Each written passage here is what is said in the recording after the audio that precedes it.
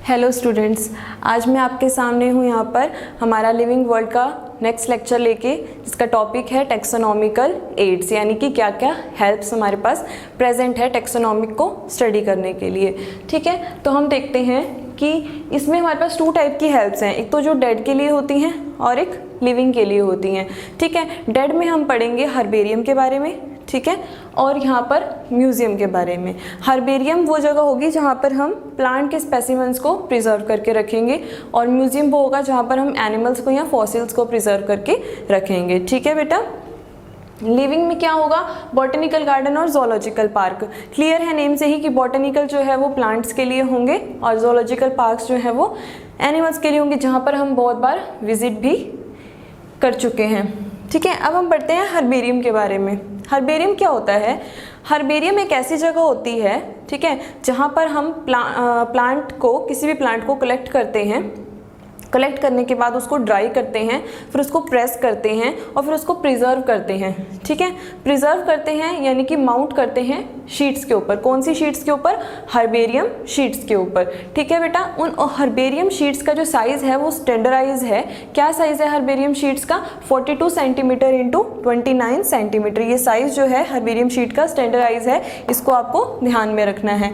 ठीक है, फिर उसके बाद जो ये शीट्स होती हैं ये अरेंज की जाती हैं प्रॉपर सिस्टमेटिकली। किसी भी एक जो ऐसा सिस्टम, सपोज करो ऐसा सिस्टम जो कि एक्सेप्टेड है, वेल एक्सेप्टेड है, उसके अकॉर्डिंग इन शीट्स को सिस्टमेटिकली अरेंज किया जाता है। जैसे हमने यहाँ पर बेंथम और हुकर के क्लासिफिकेशन सिस्टम की बात कर ली। ठीक है, जो फर्स्ट हर्बेरियम शीट थी हमारी वो कहाँ पर तैयार की गई थी?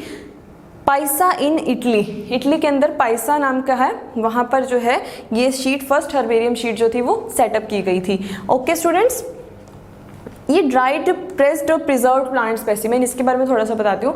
जैसे आपने भी किया होगा छोटे होते कि अगर हम कोई सपोज, ज़्यादातर हम रोज़ प्लांट के साथ कर लेते हैं, रोज़ फ्लावर के साथ। ठीक है, तो रोज़ फ्लावर की एक स्टिक ली, मान लो उसको हमने बुक के अंदर रख दिया, तो काफ़ी टाइम तक वहाँ पर पड़ा रहा तो सूख जाता है, प्रिजर्व हो जाता है। ठीक है, बिल्कुल उस शीट के ऊपर क्या हो जाता है?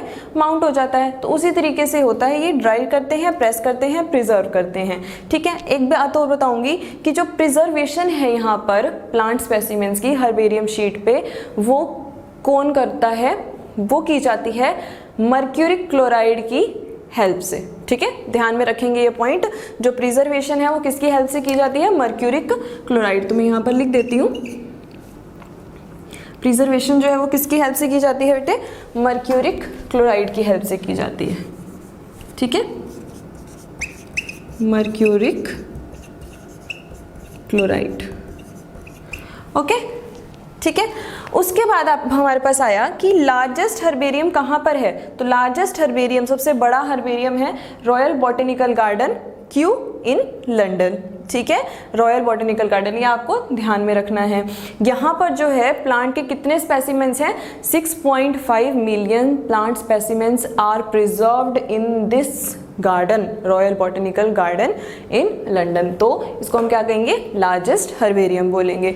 अब हर्बेरियम की इंपॉर्टेंस क्या है? तो चलिए वहाँ पर देखते हैं हर्बेरियम की क्या इंपॉर्टेंस है। कि अब सपोज करो हमें कोई भी अननोन प्लांट की आइडेंटिफिकेशन करनी है, तो हम हर्बेरियम में विजिट करेंगे। वहाँ पर हम शीट्स जो है वो हमें पता ही है वेल एक्सेप्टेड बेंथम हुकर की क्लासिफिकेशन सिस्टम के अकॉर्डिंग सिस्टमेटिकली अरेंज है। तो हम वहाँ से क्या करेंगे? करेक्ट और ऑथेंटिक आइडेंटिफिकेशन करेंगे।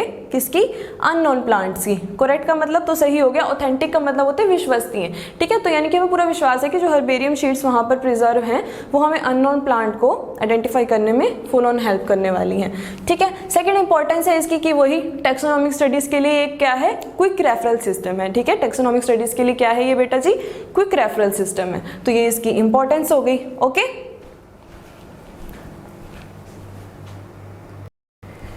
ठीक है बेटा, तो आपने हर्बेरियम के बारे में नोट कर लिया। अब हम बात करेंगे हमारे सेकंड डेड की, म्यूजियम की, जिसके अंदर एनिमल्स को जो है प्रिजर्व करके रखा जाता है। आइए स्टडी करते हैं म्यूजियम के बारे में। तो म्यूजियम में क्या होगा? यहाँ पर म्यूजियम जो वर्ड है वो ग्रीक वर्ड से लिया गया है। ठीक है, ग्रीक वर्ड कौन सा? मोइस्चन। मोइस्चन से म्यूजियम वर्ड को डिराइव किया गया है। इस मोइस्चन का क्या मीनिंग होता है? इसका मतलब होता है बेटे टेम्पल ऑफ म्यूसिस। क्या होता है?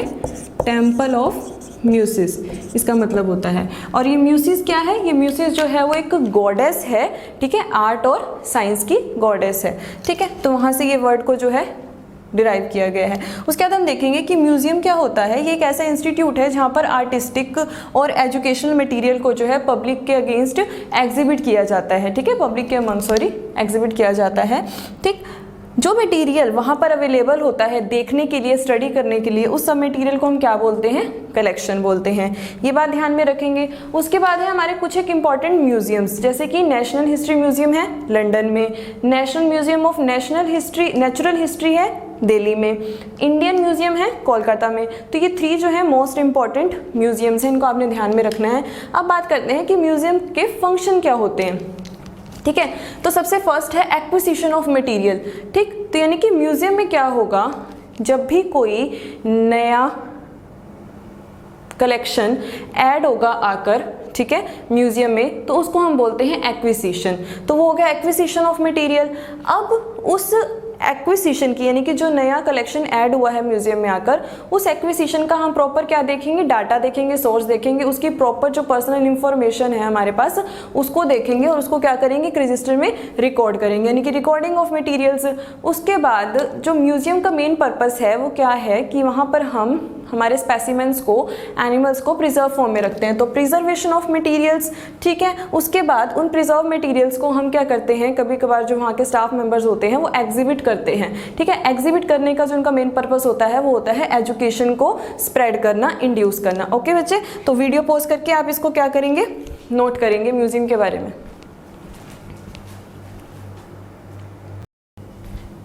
हाँ जी बेटा, आपने म्यूजियम के बारे में नोट कर लिया। अब हम पढ़ेंगे बॉटनिकल गार्डन्स के बारे में, ठीक है। तो बॉटनिकल गार्डन्स क्या होते हैं? बॉटनिकल गार्डन्स जो है वो लार्ज साइज्ड ट्रैक्ट होते हैं, ठीक है, जहाँ पर डिफरेंट टाइप्स के और डिफरेंट एरिया से प्लांट्स को क्या किया जाता है? ग्रो किया जाता है, साइंटिफिक और एजुकेशनल रीजंस की वजह से, पर्पस की वजह से, ठीक है। जो सबसे पहला रियल बॉटनिकल गार्डन कहते हैं जो डेवलप किया था, वो किन्होंने किया था? थियोफ्रेस्टस ने। और थियोफ्रेस्टस मैंने पढ़ा हुआ है, थियोफ्रेस्टस कौन है? फादर ऑफ बॉटनी है। थियोफ्रेस्टस ने क्या किया था? अपनी बुक हिस्टोरिया प्लांटेरम में 480 प्लांट्स की डिस्क्रिप्शन भी दी थी, ठीक है बेटा। उसके बाद कहा जो मॉडर्न बॉटनिकल गार्डन्स हैं उनकी एस्टेब्लिशमेंट कब हुई? उनकी हुई स्टार्टिंग में, 16th सेंचुरी की स्टार्टिंग में मॉडर्न बॉटनिकल गार्डन्स की एस्टेब्लिशमेंट जो थी वो स्टार्ट हुई। क्लियर है बेटे बॉटनिकल गार्डन। अब कुछ एक फेमस बॉटनिकल गार्डन है साउथ का, वो है उटाकूमंद एंड लाल बाग गार्डन्स, बेंगलोर, ये आपको ध्यान में रखना है बेटे। उसके बाद आते हैं कुछ एक मेजर बॉटनिकल गार्डन, जैसे कि हमारा है मेन बॉटनिकल गार्डन मॉस्को में, ठीक है, इंडियन बॉटनिकल गार्डन सीपुर कोलकाता में, लॉयड बॉटनिकल गार्डन कहाँ पर है? दार्जिलिंग में, और नेशनल बॉटनिकल गार्डन लखनऊ में, ठीक है। तो वीडियो पॉज करके आप इसको बॉटनिकल गार्डन्स के पार्ट को भी क्या करेंगे? नोट करेंगे।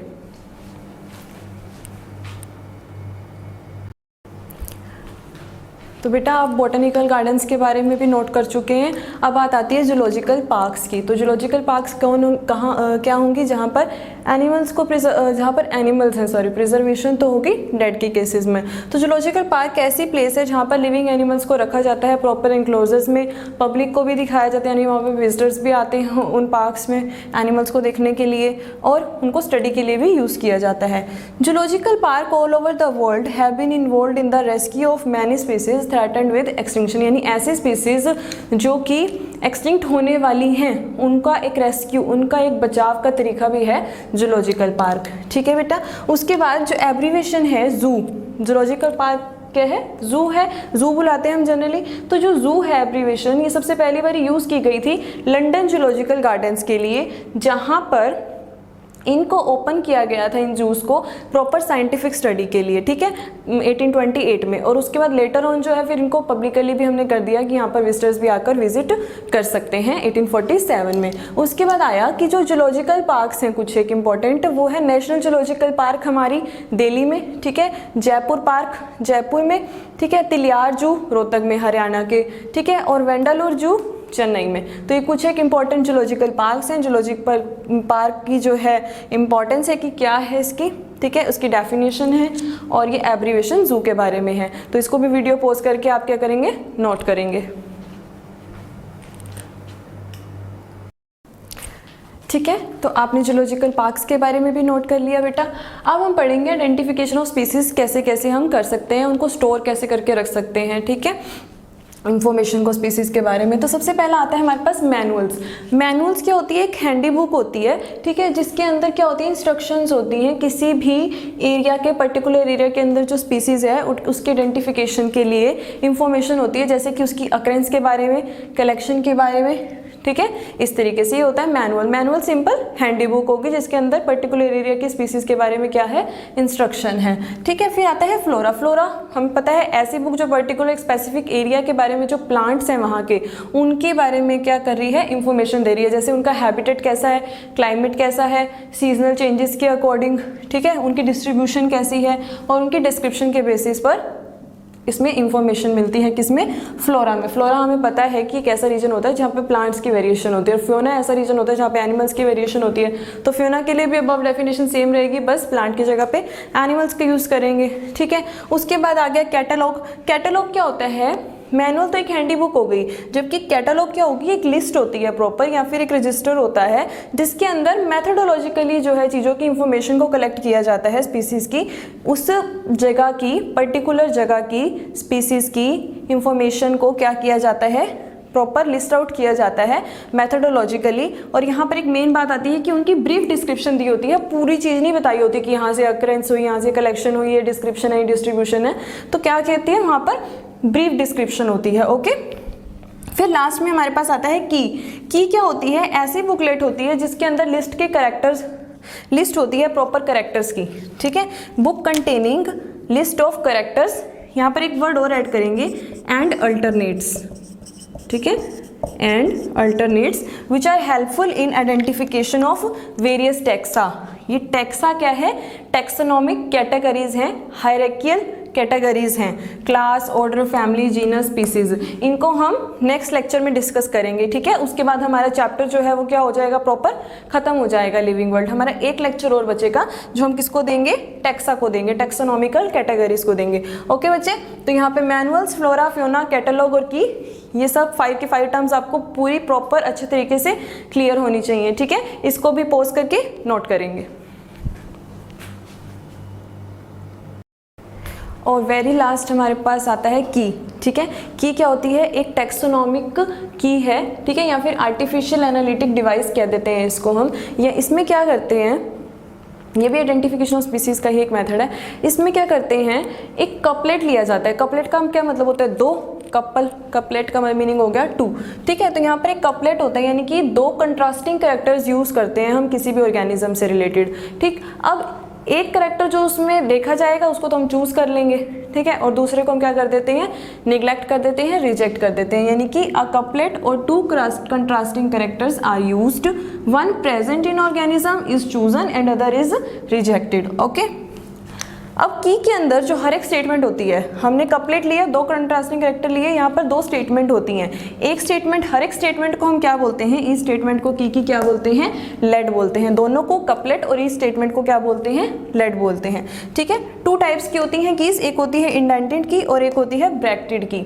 जो इंडेंटेड की होती है, यहाँ पर क्या होता है, बहुत सारी चॉइसेस होती हैं हमारे पास सीक्वेंस के अंदर। ठीक है, यानी कि बहुत सारे कैरेक्टर होते हैं एक ऑर्गेनिज्म के, लेकिन हम क्या करते हैं, उन कैरेक्टर्स को प्रॉपरली सब डिवाइड करते हैं यहाँ पर, यानी कि सब डिवीजन देखी जाती है और उसके बाद उसको नेम प्रोवाइड किया जाता है उस कैरेक्टर को। ब्रैकेटेड की में क्या होता है, लेकिन ब्रैकेटेड की में सेम होता है, यहाँ पर भी बहुत सारी हमारे पास चॉइसेस होती हैं कंट्रास्टिंग कैरेक्टर्स की, लेकिन यहाँ पर सब डिवीजन नहीं होती जिससे उनको हम सेपरेट कर सकें। ठीक है, that is they are not separated by intervening sub divisions. Clear है, तो यहाँ पर हम ब्रैकेट्स में यूज करते हैं उनके नंबर को। क्लियर, तो ये होगी हमारी की आर्टिफिशियल एनालिटिकल डिवाइस। इसको भी इंपॉर्टेंट है, ध्यान रखेंगे इसके अंदर एक कपलेट टर्म को, लेड टर्म को, और 2 टाइप्स की इंटेंटेड और ब्रैकेटेड, किसके अंदर सब डिवीजन होती है, किसके अंदर सब डिवीजन नहीं होती है, ये 2 बातें ध्यान में रखेंगे। तो हमारा जो टॉपिक था आज का टेक्सोनॉमिक एड्स वाला, वो कंप्लीट हो चुका है बेटा जी। ठीक है, तो अब हम नेक्स्ट लेक्चर में क्या पढ़ेंगे, नेक्स्ट लेक्चर में हम पढ़ेंगे कल टेक्सोनॉमिक हायरार्की के बारे में, कैटेगरीज के बारे में। ठीक है, गुड, थैंक यू।